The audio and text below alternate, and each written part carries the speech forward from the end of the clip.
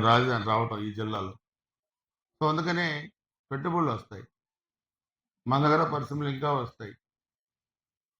ఉద్యోగాలొస్తాయి. ఆస్తుల విలువ పెరుగుద్ది. రాజధాని ఇంకా కంప్లీట్ అయ్యే కొద్దిగా మన నియోజకవర్గంలో కూడా ఆస్తుల విలువలు పెరుగుతాయి. ఇళ్ళ విలువలు గానీ, పొలాల విలువలు గానీ, పిల్లలకు ఉద్యోగాలొస్తాయి. ఆత్మ గౌరవం పెరుగుతుంది. ఇది మనకు సంబంధించిన అంశం. జగన్మోహన్ రెడ్డికి సంబంధించిన అంశం కాదు ఇది రాజధాని అనేది.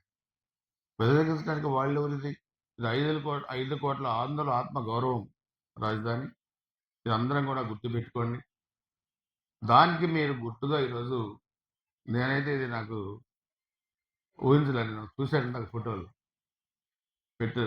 ఇది చాలా మంచి నాకు తెలిసి ఇది ఈరోజు ఎవరు ఆంధ్రప్రదేశ్‌లో ఇలాగా చేసి ఉండరని చెప్పి అనుకుంటున్నాను. చాలా సంతోషం. చాలా సంతోషం. ఎందుకంటే మహిళలు ఈ పోరాటంలో నలిగిపోయారు. అవమానపడ్డారు.